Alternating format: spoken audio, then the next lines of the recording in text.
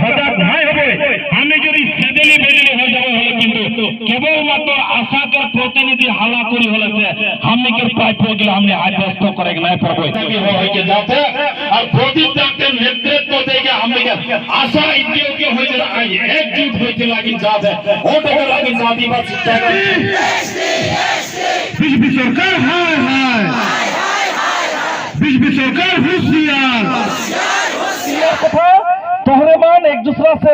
बात करवा और पूरा गांव बस्ती बगान में कर पोस्टरिंग बैनरिंग चलाते सोशल मीडिया और इस तरह से हमने के उल्टा देवाल नहीं जाते हमने अगर 2-3 तला घर बनाइल नहीं फाउंडेशन तो मजबूत होइक लगी कि नहीं फाउंडेशन माने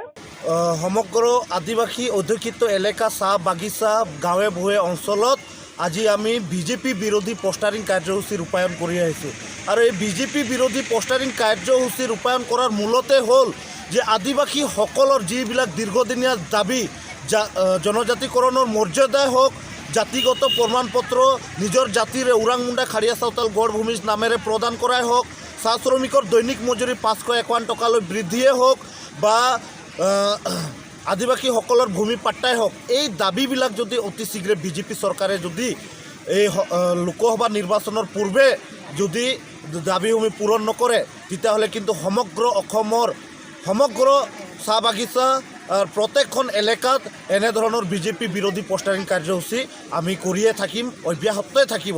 কাৰণ বিগত 2014 চনত নৰেন্দ্ৰ মোদী ডাঙৰীয়াই কোকৰাঝাৰত আহি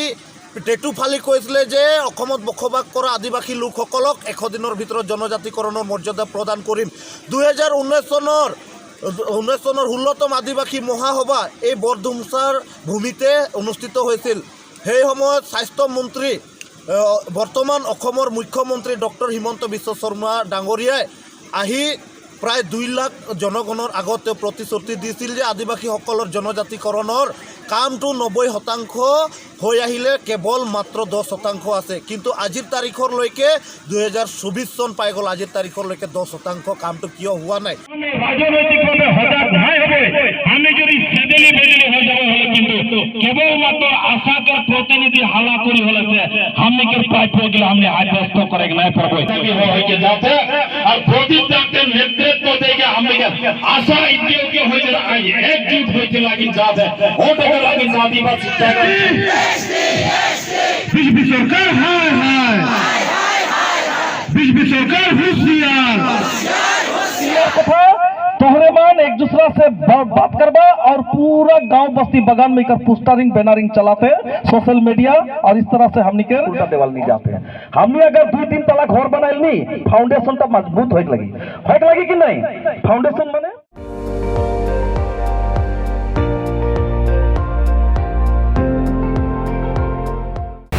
আপুনি চাই আছে ND24 সৰ্বশ্ৰেষ্ঠ নহয় সৰ্বোত্তমৰ দৌৰত।